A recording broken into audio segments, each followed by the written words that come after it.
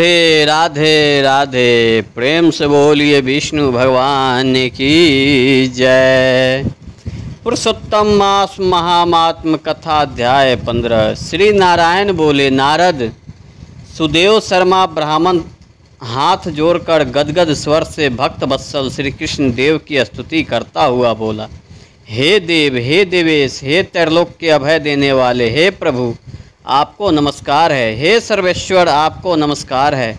मैं आपकी शरण में आया हूँ। हे परमेश्वर, हे शरणागत वत्सल, मेरी रक्षा करो। हे जगत के समस्त प्राणियों से नमस्कार किए जाने वाले, हे शरण में आए हुए लोगों को भय का नाश करने वाले, आपको नमस्कार है। आप जय जय के स्वरूप हो, जय के देने वाले हो, जय के मालिक हो, जय के कारण हो, विश्व के आधार हो, विश्व के एक रक्षक हो, दिव्य हो, विश्व के स्थान हो, फलों के बीज हो, फलों के आधार हो, विश्व में स्थिति हो, विश्व के कारण के कारण हो, फलों के मूल हो, फलों को देने वाले हो, तेज स्वरूप हो, तेज के दाता हो, सब तेजस्वियों में श्रेष्ठ हो। कृष्ण हृदय अंधकार के नाशक हो, विष्णु व्यापक हो, वासुदेव देवताओं के वास स्थान अथवा वसुदेव के पुत्र हो, दीन वत्सल हो, ऐसे आपको मैं नमस्कार करता हूँ। हे जगत प्रभु, आपकी स्तुति करने में ब्रह्मादि देवता भी समर्थ नहीं हैं। हे जनार्दन, मैं तो अल्प बुद्धि वाला मंद मनुष्य हूँ, किस तरह स्तुति करने में समर्थ हो सकता हूँ। अत्यंत दुखी दीन अपने भक्तों की आप कैसे अपेक्षा त्याग करते हो। हे प्रभु, क्या आप आज संसार में वह आपकी लोक बंधुता नष्ट हो गई है। वाल्मीकि ऋषि बोले, सुदेव शर्मा ब्राह्मण इस प्रकार विष्णु भगवान की स्तुति कर हरि के सामने खड़ा हो गया। हरि भगवान उसके वचन सुनकर मेघ के समान गंभीर वचन से बोले।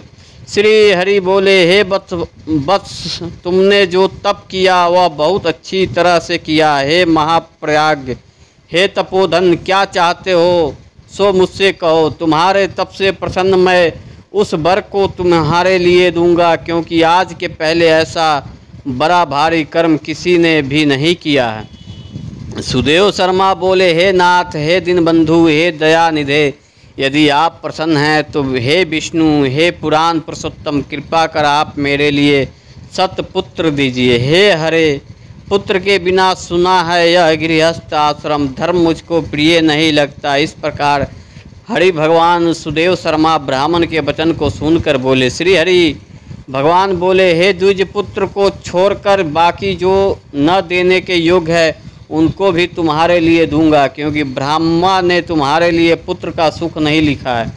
मैंने तुम्हारे भला देश में होने वाले समस्त अक्षरों को देखा, उसमें 7 जन्म तक तुमको पुत्र का सुख नहीं है। इस प्रकार वज्र प्रहार के समान निष्ठुर हरि भगवान के वचन को सुनकर जर के कट जाने से वृक्ष के समान वह सुदेव शर्मा ब्राह्मण पृथ्वी तल पर गिर गया। पति को गिरे हुए देखकर गौतम ऋषि अत्यंत दुखी हुई और पुत्र की अभिलाषा से वंचित अपने स्वामी को देखती हुई रुदन करने लगी। कुछ समय बाद धैर्य का आश्रय लेकर गौतम ऋषि गिरी हुई पति से बोली। गौतमी बोली, हे नाथ, उठिए उठिए, क्या मेरे वचन का स्मरण नहीं करते हैं। ब्रह्मा ने भाल देश में जो सुख दुख लिखा है वह मिलता है। रमानाथ क्या करेंगे, मनुष्य तो अपने किए कर्मों का फल भोगता है। अभागे पुरुष का उद्योग मरण पुरुष को औषधि देने के समान निष्फल हो जाता। जिसका भाग प्रतिकूल उल्टा है उसका किया हुआ सब उद्योग व्यर्थ है। समस्त वेदों में यज्ञ, दान, तप, सत्य, व्रत आदि की अपेक्षा हरि भगवान का सेवन श्रेष्ठ कहा है, परंतु उससे भी भाग बल श्रेष्ठ है। इसलिए हे भूषुर, सर्वत्र से विश्वास हो हटाकर उठिए और शीघ्र दैव का ही आलस्य लीजिए। इसमें हरि का क्या काम है। इस प्रकार उस गौतमी के अत्यंत शोक से युक्त वचन को सुनकर दुख से कांपते हुए गरुड़ जी विष्णु भगवान से बोले।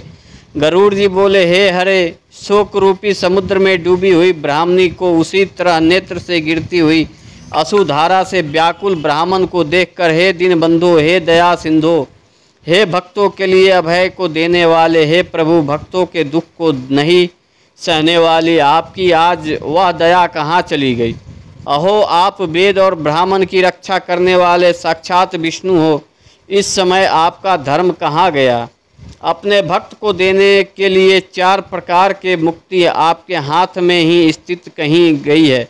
अहो फिर भी वह आपके भक्त उत्तम भक्ति को छोड़कर चतुर्विधि मुक्ति की इच्छा नहीं करते और उनके सामने 8 सिद्धियाँ दासी के समान स्थित रहती है। आपके आराधना का महात्म्य सब जगह सुना है, तब इस ब्राह्मण के पुत्र की वांछा आज पूर्ण करने में आपको क्या परिश्रम? हाथी दान करने वाले पुरुष को अंकुश दान करने में क्या परिश्रम है? अब आज से कोई भी आपके चरण कमल की सेवा नहीं करेगा। जो पुरुष के भाग में होता है वह निश्चय रूप से प्राप्त होता है। इस बात की प्रथा आज से संसार में चल पड़ी है और आपकी भक्ति रसातल को चली गई, अर्थात लुप्त हो गई। हे नाथ, आप करने तथा न करने में स्वतंत्र हैं, यह आपका सामर्थ्य सर्वत्र विख्यात है।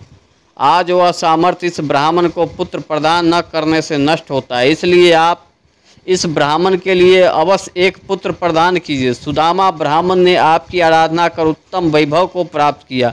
आपकी कृपा से सांदीपिनी गुरु ने मित्र पुत्र को प्राप्त किया। इन कारण से पुत्र की लालसा करने वाले ये दोनों स्त्री पुरुष आपकी शरण में आए।